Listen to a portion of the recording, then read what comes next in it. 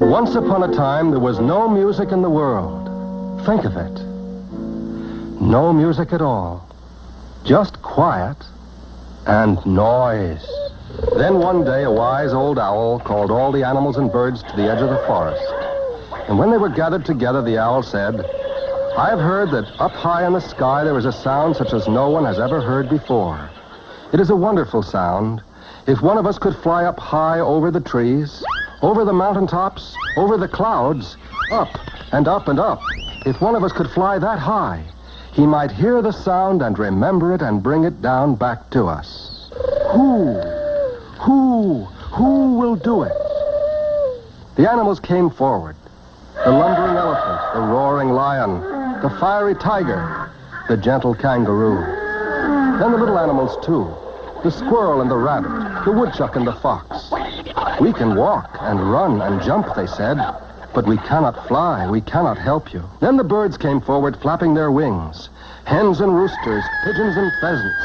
The color birds, too, goldfinch and red robin and blue jay. And the hawk and the eagle. There were little birds and big birds, light birds and heavy birds. They hopped about and strutted and walked up and down before the owl, each one saying, "I can do it. Let me try." The owl called, Whose wings are strong enough? Whose body is light enough? Who will work so hard and fly so high and not be afraid and not give up and not fall back? Who?" The hen and rooster flapped their wings. Up they rose a few feet off the earth. But their bodies were too heavy and their wings too small. The pigeon tried. He flew as high as the treetops and then fell back. And so too the goldfinch and the robin and the blue jay. They were brave and quick, and their bright colors looked so pretty against the sky. But they were tired and out of breath soon, saying, "We cannot fly that high. It's too much for us." Then the hawk stepped forward, dark and quiet and fierce. Everyone watched him with great respect. With a hard push, swift and strong, off he flew, his great wings carrying him higher and higher against the sky until there was wind and cloud all around him. He felt very sure of himself until his wings began to be heavy. He tried to rest and glide and ride the wind, but it wasn't any use. He couldn't rise any more. He was tiring fast, and so back to earth he fell. Then the proud eagle stepped forward. And then a curious thing happened. A very little bird had been waiting and watching. He hadn't said a word. Quickly and quietly, he jumped up on the eagle's back and hid himself in the feathers of the eagle's neck. And when the feathers closed down over the little bird, they kept him safe and snug. Then the eagle drew back a deep breath and stretched his wings, and off he flew.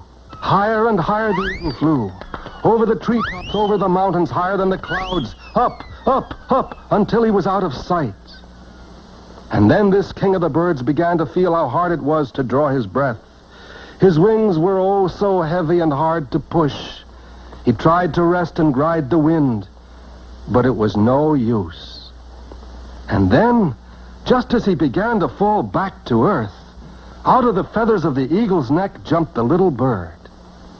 His body was small and light. His wings were just right for the thin air. And so he whirred merrily away, up, up, up, higher and higher, until he began to hear a sound. High and clear, swelling and growing, and it was everywhere, all around him like the air itself. The little bird was frightened. He had never been so high. He was so alone. He said to himself, "I mustn't be afraid. I mustn't get tired. I must listen and remember and bring this sound back to earth. That's what I came for." Round and round he flew, whirring his little wings and gliding on the wind in great circles and listening. And when he was full of the music, he began to glide down to earth, gently down through the clouds, down over the mountaintops, down past the trees, until he landed quietly near the edge of the forest. He was a very shy bird. He went off among the trees. And then, without any warning, and without anyone expecting it, the air was filled with beautiful music. And when the birds heard the sound filling the air around them, each one began to sing his own song.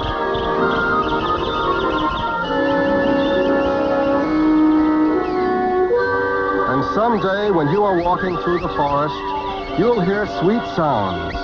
And if you listen, you will hear the songs of many birds. But if you look carefully, you will see that the most beautiful of all comes from a very shy little bird hiding behind a tree. It is the wood thrush. And this is the little bird who flew up to the high sky to bring music down to the earth for all of us.